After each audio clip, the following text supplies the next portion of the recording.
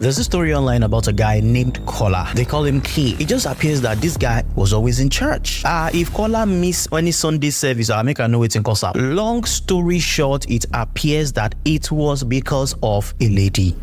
So there was this Sunday service. He was there, and his friend as well. So he was telling his friend about the babe. And make me no lie, she was a full package. Now, this is where it gets interesting. His friend that he was telling also remembered that, another of his own friend has a babe in the same church. So Kola's friend go and ask him, say, okay, now you want to take a run up. Now, Kola smiled devishly, telling him to watch. Kola's friend was just laughing. In his mind, he was already relaxed with a mental pack of popcorn, right? So Kola strolled over to the lady. They started talking. On his way back, he has a big smile, on his face. Now, the assumption is everything has gone fine. And yes, he got the lady's number. Her name was Cynthia, and they've started talking. Now, K's current girlfriend came over to his house. When going through his phone, saw notifications from Cynthia. Of course, she was curious, so she clicked the thing, and then, oh boy, the many chats with Cynthia. In fact, in one of the chats, Cynthia was asking K who his girlfriend was to him, and K was like, oh no, she's his cousin. Okay, so naturally, the girlfriend got disturbed and was asking K, say,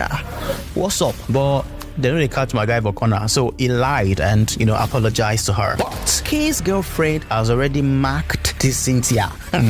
Could you believe that K's girlfriend decided to go and make friends with that Cynthia in their church? Now, maybe it was a situation of keeping your friends closer, your enemy closer. Now, here's the crazy part. Cynthia came over. I was just thinking that, I've made friends with your cousin. This dude almost lost his mind.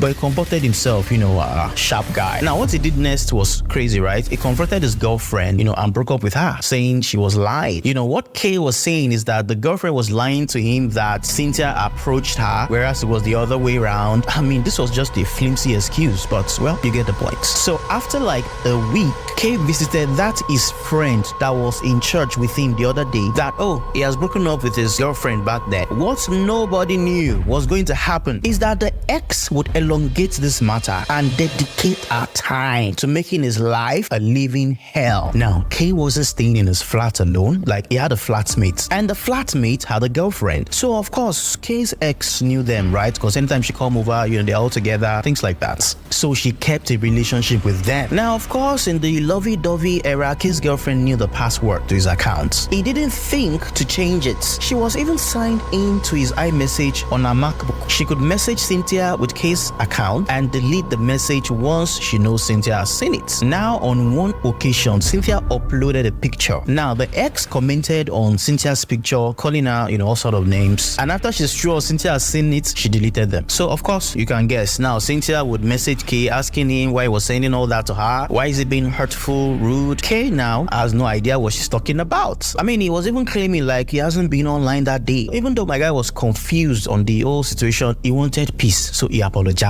and they settled. But then Kay's ex pulled the same stunt several times. Of course, Kay might have been careless, but he wasn't stupid, so he knew something was fishy and he changed his passwords. But before Kay could do that, there were some messages that Cynthia had seen that it has scattered her mind, right? As in, there was serious trust issues at this point. So yes, Kay would change his password, but Cynthia had already seen like a whole lot to create issues in her mind. Now we got to a time that Cynthia and Kay's ex, they met at a party. Kay's ex got there first, but as soon as she saw Cynthia, she started faking a call, making it seem like Kay was on the line apologizing for what happened. Now please understand that Cynthia and Kay just met, so there wasn't a solid bond of trust yet. So of course she was still doubting Kay, right? Now at the party, upon hearing this, it got to her. Can you believe this master manipulator approached Cynthia asking, is everything okay?